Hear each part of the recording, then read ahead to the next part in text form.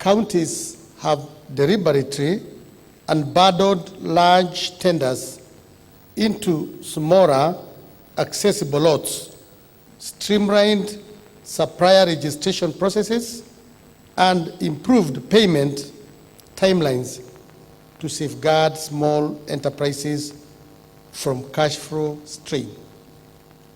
Today, women-led enterprises across counties are competitively supplying goods and services, including school feeding programs, medical consumables, ICT services, construction materials, agricultural produce, uniforms for ECD learners, and professional consultancy services.